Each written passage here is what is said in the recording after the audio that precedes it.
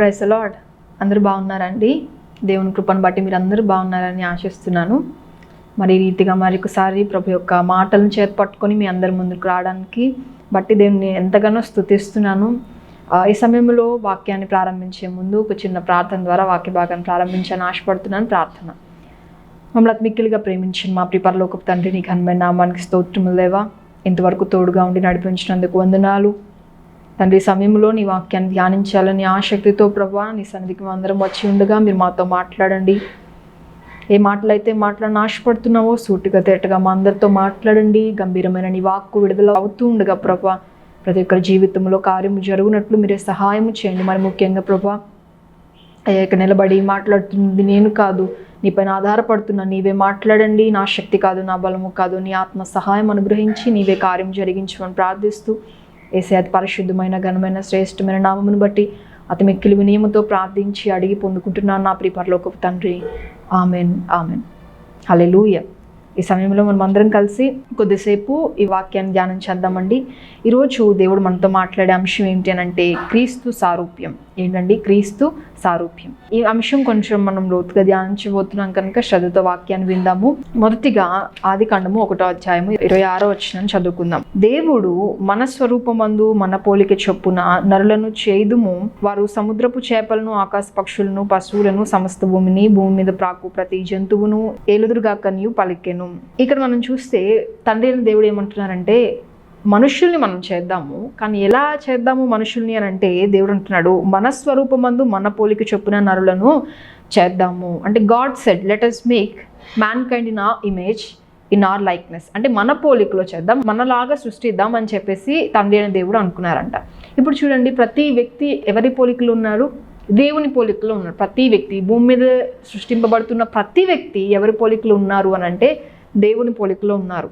కాబట్టి ఒక మాట గుర్తు చేయాలని ఆశపడుతున్నాను. ఏంటంటే ప్రతి ఒక్కరిని మనం ఏం చేయాలంటే గౌరవించాలి. అలానే మనం ఏం చేస్తూ ఉంటామంటే తీర్పులు తీరుస్తూ ఉంటాం, లేకపోతే ఆ వ్యక్తి బాగాలేదు, ఈ వ్యక్తి బాగాలేదు అని చెప్పి అపియరెన్సెస్ని బట్టి జడ్జ్ చేస్తూ ఉంటాం. మనలో చాలా మందికి ఉండే ఒక బ్యాడ్ క్వాలిటీ ఏంటంటే మనం వారి అపియరెన్సెస్ని బట్టి, వారు ఎలా అయితే కనబడుతున్నారో దాన్ని బట్టి మనం ఏం చేస్తాం వెంటనే జడ్జ్ చేస్తూ ఉంటాం. ఒక మాట చెప్పనివ్వండి, వారు అలాగా సృష్టింపబడ్డారు. ఎవరు సృష్టించారు వారిని అలాగానంటే తండ్రి అయిన దేవుడు సృష్టించాడు. వారు అలాగ ఉండడము ఎవరి ఇష్టమైనది? దేవుని ఇష్టమైనది. ఆయన అలా సృష్టించుకున్నారు. కాబట్టి వెంటనే ఒక వ్యక్తిని చూడంగానే నెగిటివ్ కామెంట్ అలా చెప్పేస్తారు, ముఖం మీద చెప్పేస్తారు, ఎంత బాధపడతారు అనేది కూడా లేకుండా. వాక్యం వింటున్నాం, ప్రతి ఒక్కరు గుర్తుపెట్టుకోవాలండి అని అంటే ఆ వ్యక్తి ఎవరి పోలికలో సృష్టింపబడ్డారు అని అంటే దేవుని పోలికలో ఉన్నారు. ఆ వ్యక్తి అలా సృష్టింపబడడం, అలా ఉండడం ఎవరికి ఇష్టమైంది? దేవునికి ఇష్టమైంది. కొన్నిసార్లు వ్యక్తులు మనం ఏం చేస్తాం, శపిస్తూ ఉంటారు. అందుకే యాకోబు పత్రికలో 3వ అధ్యాయం 9వ వచనంలో ఒక మాట రాయబడింది చూడండి. యాకోబు పత్రిక 3వ అధ్యాయము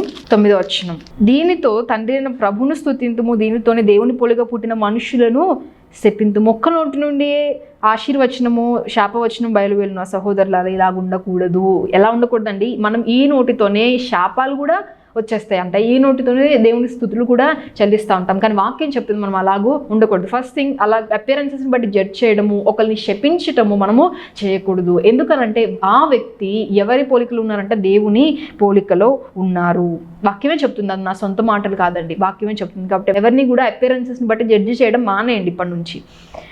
ఇప్పుడు ప్రతి ఒక్క మనిషిని దేవుడు ఎలా సృష్టించుకున్నాడు? తన పోలికలో తన స్వరూపం సృష్టించుకున్నాడు. ప్రతి వ్యక్తి కూడా విలువైన వారే. ప్రతి వ్యక్తి కూడా విలువ. దేవుడు ఎక్కడ కూడా పార్షియాలిటీ చూపించలేదండి, ఎక్కడ జెండర్ బయాస్ దేవుడు చూపించలేదు. ప్రతి ఒక్కరికి ఒక్కొక్క రోల్ని దేవుడు పెట్టాడు. ప్రతి ఒక్కరిని దేవుడు విలువగానే సృష్టించాడు. అయితే ఎలా సృష్టించాడంటే దేవుని పోలికలో సృష్టించాడు. అయితే ఆదాము హవ్వలు ఏం చేశారు అని అంటే ఆజ్ఞను అతిక్రమించి వారు ఏం చేశారండి? పాపానికి చోటిచ్చారు. ఆజ్ఞను ఎప్పుడైతే అతిక్రమించారో లోకంలోకి ఏం ఎంటర్ అయిందంటే పాపము ప్రవేశించింది. రోమపత్రిక 5వ అధ్యాయము 12వ వచనం చదువుతున్నాం చూడండి. ఇట్లుండగా ఒక్క మనుషుని ద్వారా పాపము ద్వారా మరణమును లోకములో ఎలాగూ ప్రవేశించునో అలాగనే మనుషులందరూ పాపం చేసినందున మరణము అందరికీ సంప్రాప్తమాయెను. అంటే చూడండి కింద ఏమని రాయబడింది? అందరి ద్వారా వ్యాపించెను. ఒక మనుషుని ద్వారా అంటే లోకంలోకి ఏమొచ్చిందండి? పాపం. ఆదాము ద్వారా లోకంలోకి ఏమొచ్చింది? పాపం వస్తే మిగతా అందరి మనుషుల ద్వారా ఏమైందంటే వ్యాపించింది. ఎందుకు చెప్తున్నానంటే అసలు మనిషి ఎవరి పోలికలో ఉన్నాడు? దేవుని పోలికలో. ఈరోజు దేవుడు మనతో మాట్లాడుతున్న అంశం ఏంటంటే క్రీస్తు స్వరూపం. ఇది మన అంశం. అయితే మొట్టమొదటిగా అసలు మనిషి ఎవరి స్వరూపంలో ఉన్నాడు అంటే దేవుని స్వరూపంలో ఉన్నాడు. కానీ దేవుని స్వరూపంలో చేయబడిన మనిషి ఎప్పుడైతే ఆజ్ఞ అతిక్రమించి పాపం చేశాడో, పాపము చేయు ప్రతివాడంట ఎప్పుడైతే ఈ లోకంలోనికి పాపం వచ్చిందో, మనుషులు పాపం చేస్తూ ఆ పాపం అంట లోకంలో వ్యాపించిన తర్వాత అంట, యోహాను సువార్త 8:34 చదువుతాను చూడండి. యోహాను సువార్త 8:34. అందుకు యేసు, పాపము చేయు ప్రతి వాడును పాపమునకు దాసుడని మీతో నిశ్చయముగా చెప్పుచున్నాను. పాపం చేసే ప్రతి ఒక్క వ్యక్తి ఎవరికి దాసుడవుతున్నాడంటే పాపానికి దాసుడవుతున్నాడు. అంటే ఫ్రమ్ లైక్నెస్ ఆఫ్ గాడ్, దేవుని స్వరూపం నుంచి, కుమారత్వం నుంచి ఎక్కడికి పడిపోయాడు మనిషి అనంటే సన్షిప్ నుంచి స్లేవరీకి. అంటే కుమారత్వం నుంచి దాసునిగా, దేనికి దాసుడు అనంటే పాపానికి దాసుడు. తండ్రి అయిన దేవునికి కుమారుడుగా ఉండవలసిన మనుష్యుడు, దేవుని పోలికలో ఉన్న మనుష్యుడు ఇప్పుడు ఎక్కడికి పడిపోయాడు అంటే దాసునిగా, పాపానికి దాసుడిగా పడిపోయాడు అంటండి. చూడండి, దేవుని స్వరూపంలో ఉన్న మనిషికి ఏముందో తెలుసా? స్వాతంత్రం ఉంది. మనిషి అనుకుంటున్నాడు లోకంలో స్వాతంత్రం ఉంది, పాపంలో స్వాతంత్రం ఉంది, లేకపోతే ఈ పాపపు మార్గంలో స్వాతంత్రం ఉంది, నా ఇష్టం వచ్చిన బ్రతకొచ్చు అనుకుంటున్నాడు. కానీ నిజమైన స్వాతంత్రం ఎక్కడుంది అని అంటే కుమారత్వంలో నిజమైన స్వాతంత్రము దాగి ఉందంటండి. కుమారత్వంలో ఏముంది? విలువ ఉంది. అర్థమవుతుందా? కుమారత్వంలో స్వాతంత్రం దాగి ఉంది, కుమారత్వంలో విలువ ఉంది. ఆదాము దేవునితో ఉన్నంత వరకు అక్కడ ఏముంది? అధికారము ఉంది. కానీ ఎప్పుడైతే ఈ బానిసత్వానికి, ఆ పాపానికి ఎప్పుడైతే దాసుడిగా చేయబడ్డాడు, ఎందుకు చేయబడ్డాడు? అపవాది యొక్క అబద్ధాలను. మనం ఎన్నోసార్లు చేసే తప్పేంటి తెలుసా అండి? దేవుని వాగ్దానాలు నమ్మం. దేవుడిచ్చే వాగ్దానాల కంటే మనం మనుషులిచ్చే హామీలు నమ్మడానికి ఎక్కువ ఇష్టపడతాం, అపవాద అబద్ధాలు నమ్మడానికి ఎక్కువ ఇష్టపడతాం. కానీ నిజంగా నమ్మదగిన వాడు చేసే వాగ్దానాలు మాత్రం మనం ఎప్పుడూ సందేహపడతానే ఉంటాం. కానీ ఈరోజు దేవుని వాక్యం చెప్తుంది చూడండి, ఎప్పుడైతే అపవాది యొక్క అబద్ధాలని నమ్మారో ఆదాము హవ్వలు, వారు ఏం కోల్పోయారండి? కుమారత్వాన్ని కోల్పోయారు. బానిసలుగా చేయబడ్డారంట. దేనికి బానిసలుగా? పాపానికి. మనం ఇప్పుడే చదివాం కదా, యోహాను సువార్త 8:34 చదివితే, పాపము చే ప్రతివాడు దేనికి దాసుడవుతున్నాడు? పాపానికి దాసుడు. అంటే ఫ్రమ్ సన్షిప్ టు స్లేవరీ, కుమారత్వం నుంచి పాపానికి దాసులుగా చేయబడ్డారు. అయితే వాళ్ళు ఎప్పుడైతే కుమారత్వాన్ని కోల్పోయి దాసులుగా చేయబడ్డారో, ఇప్పుడు తండ్రైన దేవుని యొక్క ప్రతిస్పందన ఎలా ఉందో చూడండి. ఆదికాండము 3:9. ఆదికాండం 3:9. తండ్రి అయిన దేవుడు ఏమడుగుతున్నాడు చూడండి. దేవుడని యెహోవా ఆదామును పిలిచి, నీవు ఎక్కడ ఉన్నావు అనేను. దేవునికి తెలియదా అండి ఆదాము ఎక్కడున్నాడు? ఆయన సర్వాంతర్యామి, ఆయన సర్వసృష్టికర్త, ఆయన సమస్తమును ఎరిగిన దేవుడు. ఎవరు ఎక్కడున్నారు అన్నీ ఆయన తెలుసు. కానీ దేవుడు మరలా ఆదాముగా అడుగుతున్నాడు, ఏమని? ఆదాము నువ్వు ఎక్కడ ఉన్నావు, ఎక్కడున్నావు? ఇప్పుడు దేవుడు ఆ మాట అడగడంలో దేవునికున్న ప్రేమ ఒకటైతే, ఇక్కడ ఆదాము ఎలా చూస్తున్నాడు దేవుణ్ణి? ఆదాము ఏమంటున్నాడు చూడండి. అందుకు అతడు, తోటలో నీ స్వరం వినినప్పుడు దిగంబరిగా ఉంటుందని భయపడి దాక్కున్నాను. అంటే తండ్రిని ఎలా చూస్తున్నాడు ఆదాము అంటే, ఇంకా నన్ను చంపేస్తాడు ఈయన, నేను పాపం చేశాను, ఇంత ఆయాసకరంగా బ్రతికాను, ఇక ఆయన ఏం చేస్తాడు? నన్ను ఒప్పుకోడు, నన్ను యాక్సెప్ట్ చేయడు అనేది ఆదాము వర్షన్. అయితే ఇప్పుడు దేవుని వర్షన్ ఎందుకు అడుగుతున్నాడు దేవుడు ఆ మాట అంటే, మనం ఎంత అద్భుతమైన దేవుడు మన దేవుడు అని అంటే, లూకాసు వార్త 22:15 చదివితే అక్కడ ఒక మాట రాయబడింది. ఏమంటాడు? యేసుక్రీస్తు ప్రభువారు ఏమంటారంటే, నేను మీతో ఈ పస్కాను భుజించాలని మిక్కిలిగా ఆశపడ్డాను. అంటే దేవుని వర్షన్ ఏంటి అని అంటే, ఆయన మనతో సహవాసం చేయాలని ఆయన మిక్కిలిగా ఆశపడుతున్నాడు. అలాగే జకర్యా గ్రంథం 1:14 చూస్తే, నేను సియోను విషయంలో నేను అధికాశక్తిని కలిగి ఉన్నాను అంటాడు. హల్లెలూయా. ఆయన ఏంటంటే సియోను విషయంలో నేను అంటే మన ఎడల ఆయన అధికాశక్తి కలిగినాడు. మనతో సహవాసం చేయాలని ఎంతో ఆశతో ఆయన ఉన్నాడు. ఆయన ఒక కుమారుని ఎట్లయితే జాలి పడుతున్నాడో ఆ రీతిగా ఆయన జాలి పడుతూ అడుగుతున్నాడు, ఆదాము నువ్వు ఎక్కడ ఉన్నావు, ప్లీజ్ కమ్ టు మీ, నా దగ్గరికి నువ్వు రా అనేది దేవుని వర్షన్. అయితే ఆదాం వర్షన్ ఏంటో తెలుసు. ఇప్పుడు నేను ఆయన దగ్గరికి వెళ్తే ఆయన నన్ను చంపేస్తాడు. అంటే ఒక మాటలో చెప్పాలంటే ఆదాము ఎక్కడ ఫెయిల్ అయ్యాడంటే, దేవుని ప్రేమను చూడడంలో ఆదాము ఫెయిల్ అయిపోయాడు. అందుకే ఇర్మియా గ్రంథంలో కూడా ఒక అద్భుతమైన మాట రాయబడింది. ఏమో తెలుసా? ద్రోహిని వగ ఇశ్రాయేలు తిరిగి రానుద్దేశిస్తే నా యొద్దకే నువ్వు రా. ఎందుకో తెలుసా? ఒకవేళ నువ్వు నా యొద్దకు వస్తే నా కోపము నీ మీద పడనీయను అంటాడు. అది దేవుని వర్షన్, అది దేవుని ప్రేమ. కానీ మనిషి ఏమనుకుంటున్నాడు తెలుసా? నేను దేవుని దగ్గరికి వెళ్తే ఆయన నా మీద కోపపడతాడు, నేను ఎలా ఆయనకి నా ముఖాన్ని చూపేయగలను అని దాక్కుంటున్నాడు. వెళ్ళి చెట్లు వెనుక దాక్కుంటున్నాడు దేవుని స్వరాన్ని విని. ఎవరు? ఆదాము. కానీ రోజు ఆదాము ఎక్కడి నుంచి పడిపోయాడంటే, దేవుని స్వరూపంలో ఉండవలసిన ఆదాము, కుమారత్వముగా అధికారంలో ఉండవలసిన ఆదాము ఇప్పుడు ఎక్కడికి పడిపోతున్నాడు అని అంటే, చూడండి నేర్చుకుందాం. ఇప్పుడు మనం 1:26 ఏం చదివామంటే, దేవుడు ఏం చేశాడంటే తన స్వరూపమందు తన పోలిక చొప్పున నరుణ్ణి సృష్టించాడు. అయితే ఇప్పుడు దేవుడు ఒక మాట చెప్పారు, మీ ఇష్టం, మొత్తం స్వాతంత్రం ఇచ్చాడండి దేవుడు, ఫ్రీడమ్ ఇచ్చాడు, మొత్తం అంతా తిరగొచ్చు, ఏదైనా తోట అంతా ఎక్కడికైనా తిరగొచ్చు. కానీ దేవుడు అన్నాడు ఒక్క పండు మాత్రం తినొద్దు అని చెప్పారు. తింటే ఏమైపోతారు, మీరు చచ్చిపోతారని కూడా దేవుడు చెప్పాడు. అయితే నేను అనుకుంటాను, హవ్వ ఫస్ట్ తినింది, తిన్న తర్వాత ఏమైనా చచ్చిపోయిందా అంటే చచ్చిపోలేదు. ఇప్పుడు హవ్వ అనుకుని ఉండొచ్చు, దేవుడు మనతో నిజం చెప్పలేదు, ఇప్పుడు సాతాన్ గడ్ మనతో నిజం చెప్పాడు కాబట్టి ఇదే నిజమేమో అనుకొని ఏం చేసింది, తను తినడమే కాదు ఆదాముకు కూడా ఇచ్చింది, ఇద్దరు తిన్నారు. నిజానికి వారి పర్స్పెక్టివ్ నుంచి చూస్తే వారు బతికే ఉన్నారు, కానీ దేవుని పర్స్పెక్టివ్, దేవుని దృష్టికోణం నుంచి చూస్తే వారు చచ్చిపోయారు. ఎలా చచ్చిపోయారు, వారికి ఏముందంటే మహిమా వస్త్రము ధరించుకుని ఉన్నారు. అప్పటి వరకు వారు దేవుని పోలికలు ఉన్నారు, మహిమా వస్త్రాన్ని ధరించుకుని ఉన్నారు. మహిమా వస్త్రాన్ని ధరించుకున్న వీరు ఎప్పుడైతే ఆజ్ఞను అతిక్రమించారో ఒకటి జరిగింది. అక్కడ ఏం జరిగింది చూడండి, ఆదికాండం 3వ అధ్యాయము 6వ వచనం లాస్ట్లో చూస్తే తనతో పాటు తన భర్తకు నుంచి అతను కూడా తిన్నాడు. ఇప్పుడు 7వ వచనం చదివితే అక్కడ ఏమని రాయబడిందంటే, అప్పుడు వారిద్దరి కన్నులు తెరవబడిను, వారు తాము దిగంబరులమని తెలుసుకో. అప్పటిదాకా వారు దిగంబరులుగానే ఉన్నారు, కానీ ఇప్పుడు వారు ఏం చేస్తున్నారు, దిగంబరులమని చూస్తున్నారు. దిగంబరులమని చూస్తే ఎందుకనంటే అక్కడ ఒక మాట రాయబడింది, వారిద్దరి కన్నులు తెరవబడ్డాయి. చూడండి, మహిమ వస్త్రాన్ని కోల్పోయి అక్కడ మలిన వస్త్రము వారు ధరించారు. ఇప్పుడు పాపం ఎంటర్ అయింది, అది గుర్తుపెట్టుకోవాలి. ఏంటి, వారు ఎప్పుడైతే ఆజ్ఞ అతిక్రమించారో లోకంలోకి ఏం ఎంటర్ అయింది, పాపం ఎంటర్ అయింది. ఇప్పుడు పాపము ఏం చేస్తుందంట, పాపము ఆదాము అవ్వలు తమ దిగంబరత్వాన్ని చూడడానికి పాపం కారణమైందండి. జకరియా గ్రంథం 3వ అధ్యాయం 1వ వచనం చదివితే, యెహోవా దూత ఎదుట ప్రధాన యాజకుడైన యెహోషువ నిలబట్టే సాతాను ఫిర్యాది అయి అతని కుడిపార్శ్వం నిలబట్టే నాకు కనపరచెను. ఇప్పుడు ఒకవైపు సాతాను ఉన్నాడు, ఒకవైపు యెహోషువ ఉన్నాడు. యెహోషువ పక్కన ఒక దూత నిలబడి ఉన్నాడు. ఇప్పుడు యెహోషువ ఎలాంటి వస్త్రాలు ధరించుకున్నాడంట, మలిన వస్త్రాలు ధరించుకొని ఉన్నాడు. ఏ వస్త్రాలు ధరించుకోవాలి, యాక్చువల్గా మనిషికి దేవుడు ఇచ్చిన వస్త్రం ఏంటి అంటే మహిమా వస్త్రం. దేవుని పోలికలు చేసుకున్నాడు, ఆయన మహిమ వస్త్రాన్ని ధరింపచేస్తే ఇప్పుడు పాపం ఎప్పుడైతే ఎంటర్ అయిందో అప్పుడు మహిమ వస్త్రం తొలగిపోయి ఇప్పుడు ఏ వస్త్రం ధరించుకున్నాడు మనుషుడు అని అంటే మలిన వస్త్రాన్ని ధరించుకున్నాడు. ఇప్పుడు ఈ పాపం ఏం చేస్తుందంట, మనిషి యొక్క దిగంబరత్వాన్ని మనిషికి తెలిసేలాగా చేస్తుందంటండి. ఇప్పుడు ఈ పాపము దేన్ని ఆధారం చేసుకొని ఏలుతుంది, రోమపత్రిక 6వ అధ్యాయము 19వ వచనం చదివితే అక్కడ ఏమని రాయబడింది, మీ శరీర బలహీనతను బట్టి మనుష్య రీతిగా మాట్లాడుచున్నాను, ఏమనగా అక్రమము చేయుటకై అపవిత్రతకును అక్రమమునకును మీ అవయవమును దాసులుగా ఎలాగూ అప్పగించుడని. ఇందాక చెప్పాను కదా, అధికారం అంటే కుమారత్వముగా అధికారము నుంచి ఎక్కడికి పడిపోయారు వీళ్ళంటే దాసులుగా, దేనికి, పాపానికి దాసులుగా పడిపోయారు. ఆ మాట ఇక్కడ చదువుతున్నాం, ఏమని, అపవిత్రతకు అక్రమమునకు మీరు ఏమైపోయారు, దాసులుగా చేయబడ్డారంట. అపవిత్రతకు అక్రమానికి దాసులుగా చేయబడ్డారు. ఇప్పుడు ఈ పాపముకు శక్తి ఎవరిస్తున్నారు పక్కన అంటే ఎవరిస్తున్నారు చూడండి, 1 కొరింథీయులకు రాసిన పత్రిక 15వ అధ్యాయము 56వ వచనం, మరణపు ముళ్ళు పాపము, పాపమునకున్న బలము ధర్మశాస్త్రమే. పాపమునకున్న బలం ఏంటి, ధర్మశాస్త్రం. ఇప్పుడు ఆదాము అవ్వల్లో పాపం ఎప్పుడైతే ప్రవేశించిందో మలిన వస్త్రాలు ధరించుకున్నారో ఇప్పుడు వారు చూస్తున్నారు, ఏం చూస్తున్నారు, వారి దిగంబరత్వాన్ని చూస్తున్నారు, కానీ దేవుని ప్రేమను వారు చూడలేకపోతున్నారు. పాపం ఏం చేస్తుంది, తమ దిగంబరత్వాన్ని చూచేలా చేస్తుంది, కానీ దేవుని ప్రేమను చూచేలాగా అది చేయట్లేదు. ఇప్పుడు ఈ పాపానికి ఏం బలం ఇస్తుందంట, ధర్మశాస్త్రము బలము. ఇప్పుడు ధర్మశాస్త్రం అంటే ఏంటండి, రూల్స్ అండ్ రెగ్యులేషన్స్, అలా చేయి ఇలా చేయి. ఇప్పుడు ధర్మశాస్త్రాన్ని ఫాలో అవుతున్నామంటే మనం ఒక 9 మంచి పనులు చేసిన ఒక్క చెడు పని నువ్వు చేస్తే నువ్వేంటి, దిగంబరుడువే అంటుంది ధర్మశాస్త్రం, పాపివే. కానీ అలాంటి పాపానికి దాసులంగా అయిపోయిన మన జీవితాల్లో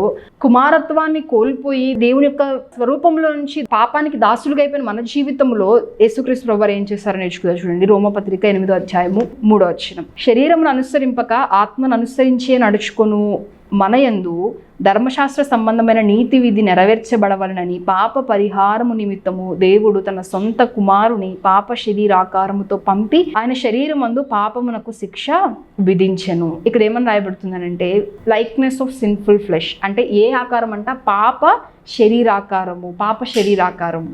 అసలు ఇప్పుడు ఇంకొక మాట చదువుదాం చూడండి, ఫిలిప్పీలకు రాసిన పత్రిక 2వ అధ్యాయము 7వ వచనం, మనుష్యుల పోలికగా పుట్టి దాసుని స్వరూపమును ధరించుకొని తను తాను రిక్తునిగా చేసుకొనెను. దేవుని స్వరూపంలో ఉన్న మనిషి ఇప్పుడు ఎలాంటి స్వరూపం ధరించుకున్నాడు, పాప శరీరాకాన్ని ధరించుకున్నాడు, మలిన వస్త్రాలను ధరించుకున్నాడు. దాంతోపాటు ఏమైందంట, పాపానికి ఏమైపోయాడు, దాసులుగా చేయబడ్డాడు. ఇప్పుడు దాసులుగా ఏం కోల్పోయాడండి మనుషుడు, మహిమ వస్త్రాన్ని కోల్పోయాడు, ఇప్పుడు దేవునితో బంధాన్ని కోల్పోయాడు, లోపలికి ఏం ప్రవేశించింది, పాపం ప్రవేశించింది. గతంలో చూస్తే మనిషి స్వరూపము ఈజ్ ఈక్వల్ టు ఏంటండి, మనిషి స్వరూపము అంటే ఏం గుర్తొస్తుంది, దేవుని స్వరూపము. గతములో అంటే మనం ఇన్ ద బిగినింగ్ రాయబడింది కదా వాక్యములో. ఆదికాండం 1వ అధ్యాయంలో చూస్తే మొదట్లో మనిషి పడిపోక ముందు చూస్తే అతని యొక్క స్వరూపము ఎవరి స్వరూపము? దేవుని పోలిక. కానీ ఇప్పుడు ఈ యొక్క రోమపత్రిక 8వ అధ్యాయం 3వ వచనం చదివితే అక్కడ ఏమని రాయబడింది? మనుష్యుని పోలిక. అసలు యాక్చువల్గా పాస్ట్లో ఏంటి? మనుష్యుని పోలిక అంటే దేవుని పోలిక. కానీ ఇప్పుడు మనుష్యుని పోలిక ఏమైపోయిందంట? పాపపు స్వరూపంలోనికి మార్చబడ్డాడు, పాప ఆకారంలోనికి మార్చబడ్డాడు. అంతేకాదు దాసునిగా చేయబడ్డాడు, ఆ పాపానికి దాసునిగా చేయబడ్డాడు. ఇప్పుడు అలాంటి వ్యక్తి కొరకంట యేసుక్రీస్తు ప్రభువారు ఎలా వచ్చారు ఈ లోకానికి అని అంటే, ఆయనంట పాప శరీరాకారంలో ఈ లోకానికి వచ్చాడంట. అంత మాత్రమే కాదు, ఆయన దాసుని స్వరూపాన్ని ధరించుకున్నాడు. హల్లెలూయా. ఆయన మన కొరకు ఎంత సిలువ త్యాగాన్ని మన కొరకు చేశాడు అని అంటే, మన స్థానములో యేసుక్రీస్తు ప్రభువారు ఏం చేశాడండి?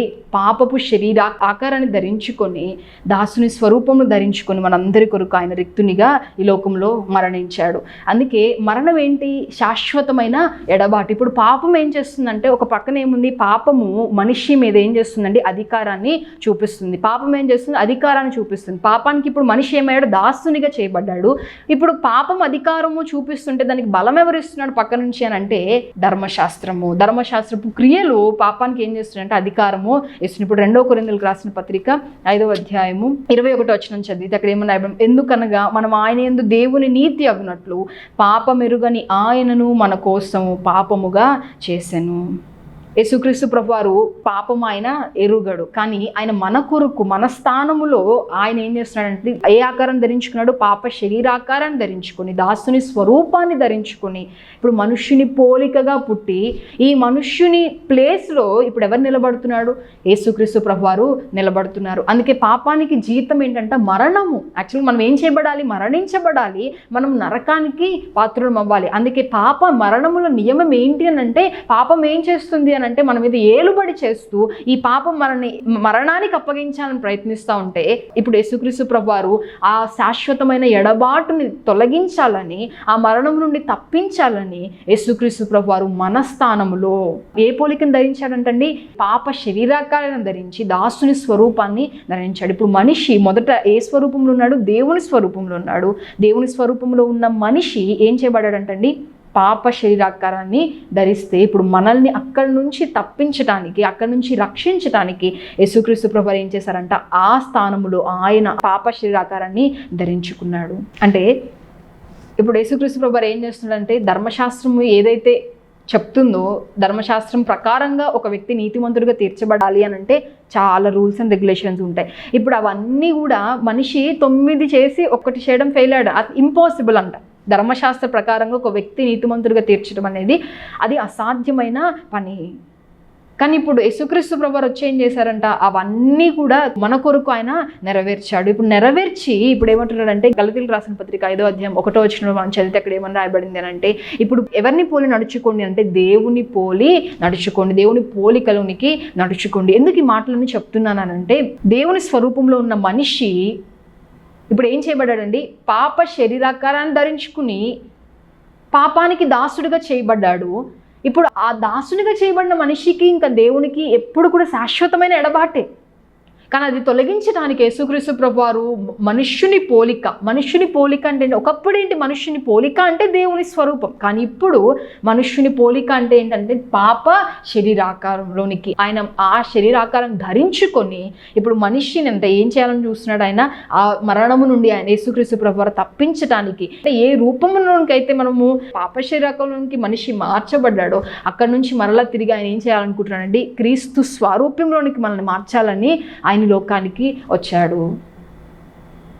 ఏదైతే కోల్పోయామో, ఏ అధికారం అయితే కోల్పోయామో, ఏ కృపనైతే కోల్పోయామో, ఏదైతే మనం స్వాతంత్రాన్ని అయితే మనం కోల్పోయామో అవన్నీ కూడా క్రీస్తులో మనకి ఇప్పుడు ఏమవుతుంది? మనకి ఆయన ఇస్తున్నాడు. ఇప్పుడు లా చెప్పే అంటే ధర్మశాస్త్రం చెప్పేవి అన్నీ కూడా యేసుక్రీస్తు ప్రభువారు ఏం చేశారనండి? కంప్లీట్గా చేస్తారు. అందుకే యేసుక్రీస్తు ప్రభువారు సిలువ త్యాగము కంప్లీట్గా చేసినది ఆయన ఏమంటున్నాడు? సమాప్తము, ఇంకా కంప్లీట్ అయిపోయింది. అంటే ఒక మాటలో చెప్పాలంటే ఇప్పుడు హెప్సిబా అనే నాలో ఫస్ట్ ఏమున్నానండి? దేవుని స్వరూపంలో ఉండి తర్వాత ఏం చేయబడాను? ఆజ్ఞ అతిక్రమించి అప్పుడు పాపం ఎప్పుడైతే ప్రవేశించిందో ఆ పాపపు పోలిక ఏదైతే నాలో పని చేస్తుందో, ఆ పాపపు పోలిక ఏదైతే ఎడబాటును తండ్రి దగ్గర నుంచి తీసుకొచ్చింది, ఇప్పుడు యేసుక్రీస్తు ప్రభువారు ఆ పాపం అంతటినీ తీసివేసి మరలా నన్ను ఆ క్రీస్తు స్వరూపంలోకి మార్చబడడానికి ఆయన సిలువ త్యాగాన్ని చేశారు. ఒక మాట చెప్పనండి, ఇంత విశ్వాన్నేలే ఆ గొప్ప రాజు ఈ భూమిలో ఉన్న అత్యంత అల్పమైన ఇంత చిన్న జీవి కొరకు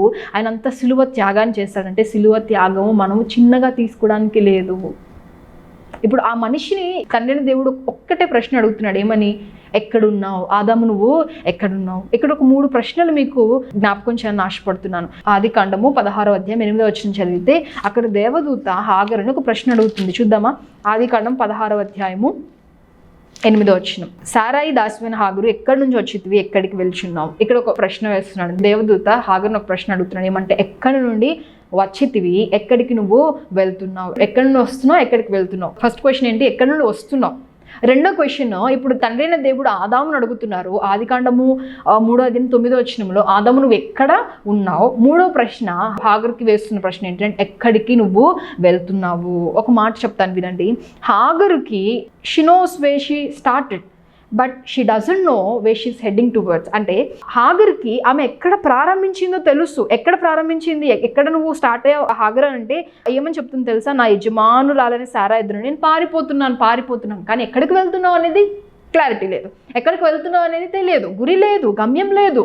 ఇప్పుడు ఆదామును అడిగే ప్రశ్న ఎక్కడున్నావు నువ్వు అని అంటే ఆదాము ఏమంటున్నాడండి? నేను దిగంబరిగా ఉన్నాను, నేను దాక్కున్నాను. అంటే ఇప్పుడు ఆదాములో ఏముంది? ఒక భయం ఉంది. ఆదాముకి ఇంకా దీని తర్వాత ఏం జరగబోతుందో తెలియదు, ఫ్యూచర్ ఏంటో తెలియదు. ఈ 3 ప్రశ్నలు మనం సరిగ్గా అర్థం చేసుకుంటే జీవిత పరమార్థం ఇందులో దాగి ఉందండి. హాగరుకి అడగబడుతున్న మొదటి ప్రశ్న ఏంటి అని అంటే ఎక్కడ నుండి నువ్వు వస్తున్నావు? ఈరోజు ఒక మాట చెప్తాను వినండి. నువ్వు ఎక్కడ నుండి నీ జర్నీ స్టార్ట్ అయింది, ఎక్కడ నుండి ఒక మనిషిగా నీ యొక్క యాత్ర ఎక్కడ ప్రారంభించబడింది అనేది నువ్వు తెలుసుకోవాలి అనే గ్రహింపు నీకు ఉండాలి. నేను చెప్పనా అండి, ఎక్కడ నుండి మన యొక్క యాత్ర ప్రారంభమైంది అని అంటే తల్లి గర్భంలో కాదు. మరి ఎక్కడ ప్రారంభించబడింది? మనమంట ఈ భూమి పునాదులు వేయబడక మునిపే మన గురించిన ఆలోచన ఆ పరమ తండ్రి హృదయముల మధ్యలో ఉన్నదంటండి. అక్కడ మన యొక్క యాత్ర ప్రారంభించబడింది. అంటే దేవుని స్వరూపములో మన యాత్ర ప్రారంభించబడింది. హల్లెలూయా. ఎక్కడ ప్రారంభించబడిందండి? దేవుని స్వరూపములో ఆయన పోలికలో మన యాత్ర ప్రారంభించబడితే మరి ఇప్పుడు అక్కడ ప్రారంభించబడిన మన యాత్ర ఇప్పుడు ప్రశ్న ఏంటి? ఎక్కడున్నావు? అందులోనే కంటిన్యూ అవుతున్నావా?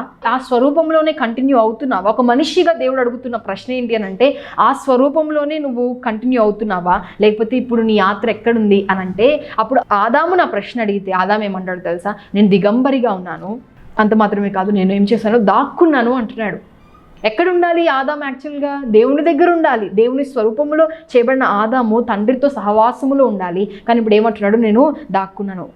కరెక్ట్ ప్లేస్లో ఉన్నాడండి ఆదాము? ఖచ్చితంగా లేడు. ఇది కాదా మన మానవ జీవితం? మనం ఎక్కడ ప్రారంభించబడ్డామంటే మొదట చెప్పాను కదా, ప్రతి ఒక్కరిని దేవుడు ఎలా సృష్టించుకున్నాడంటే తన పోలికలోనే సృష్టించుకున్నాడు. మరి యాత్ర ఎక్కడ దేవుని పోలికలోనే ప్రారంభించబడింది. కానీ ఈ మానవ జీవితం ప్రారంభించబడిన పోలికలో లేము. మనలో ఇప్పుడు ఏం ప్రవేశించింది?